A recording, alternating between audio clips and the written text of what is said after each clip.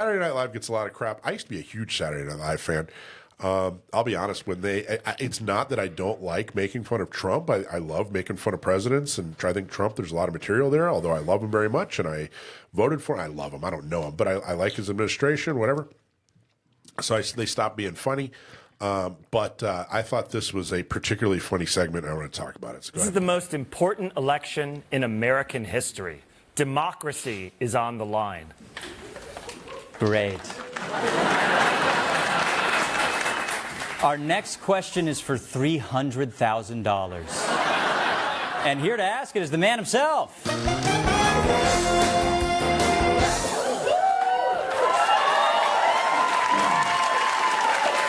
Hi, I was Hillary Clinton's vice presidential running mate.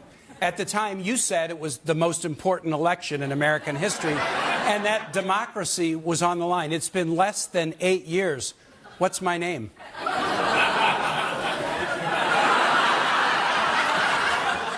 Hi, it is an honor. You voted for me to be one heartbeat away from the Oval Office in an election more recent than the release of Zootopia. What's my name? It's not my fault if he was a more memorable guy like Tim Walz. This is very much a guy like Tim Walz. Let's see them side by side. Wow. Not only does he look exactly like Tim Walz, his name was also Tim. Really? His name was Tim?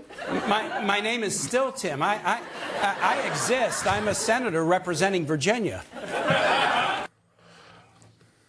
I thought that was funny. I think it's funny because I watch people just lose their mind. I got to tell you, every election's important. I wish more people thought elections were important and got involved and donated and gave their dime and their time. But, oh, my gosh, the hyperbole from the left, the whole, democracy will end was just, we'll talk about the entire political party just absolutely insisted upon itself. There was a bunch of self-important, just dramatic. I actually have this friend she's an actress or a wannabe actress up in LA. She and I would hang out. She was actually a friend of a friend, and we'd hang out. I'd go up to LA, and we lost touch. Didn't really, didn't keep up on social media or anything. And long story short is I caught up with just her social media recently. And she was completely uninterested knew nothing about politics 15 years ago. Knew nothing about politics. And she's in her 50s by now. And now her entire 6-7 posts a day on Facebook on how horrible and bigoted and Republicans and democracy is at risk and whatever. She has gone way off the deep end, way off the deep end. And she's such an example of a bunch of people at the top, very few people at the top said, hey, we got to figure out how to make people vote for a horrible candidate. So therefore, they came up with this dramatic line about democracy and tyranny, whatever. And none of it rings true, right? Now you have those, a lot of the same people at the top are now meeting with Trump and working with Trump. And hell, some of them are on Trump's short list as far as being endorsed, and I thought this was a hilarious clip that kind of illustrates that. There's a clip that I just saw was Donald Trump and Barack Obama at Jimmy Carter's funeral. Oh, yeah. Right. And they're sitting there chuckling it up with each other, and and a lot of people are commenting on, oh, this is the guy that's going to destroy democracy. And the most important or funniest clip that I saw was when they started talking and chuckling it up. Harris looked over her shoulder with palpable disgust at Obama laughing with Donald Trump in the back row. Right.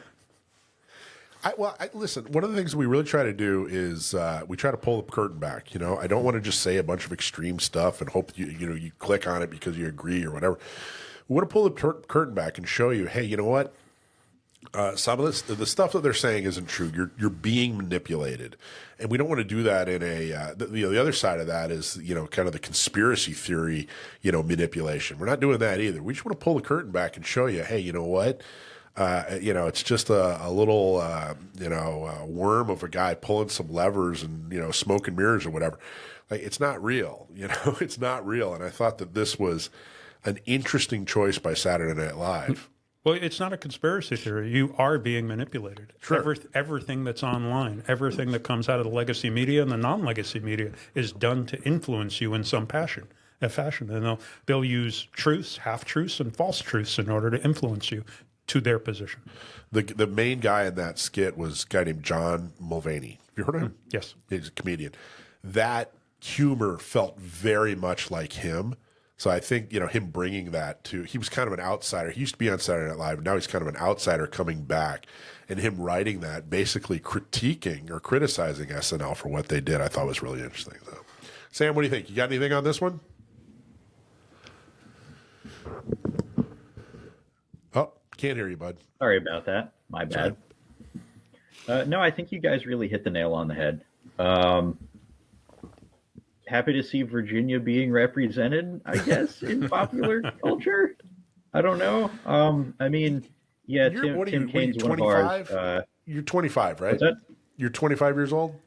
Yes. So do you find that people around you who are the same age, or, when you just graduated college, do you find that they're, do you agree that, this generation, it's kind of their, it's their first couple of elections, this one and the last one, or, they haven't voted in a whole lot of elections. This is their first taste of politics, and they're getting like this extreme, hyperbole. Like I said, this extreme taste of politics. Have you seen that, or do you have any thoughts on that? It reminds me of something I said on this show a couple of months ago, I think in November, actually, right after the election. It's actually a leftist critique, but I think it's pretty apt. It's, if one election is all that, if we're perpetually one election away from fascism, then we aren't one election away from fascism. I think it's probably a good point. Hey, everybody. Thanks for watching. I'm Michael from Gun Owners Radio. If you liked what you saw, please don't forget to like, subscribe, share, and make a comment. Help us out. Go to gunownersradio.com. Thanks for watching.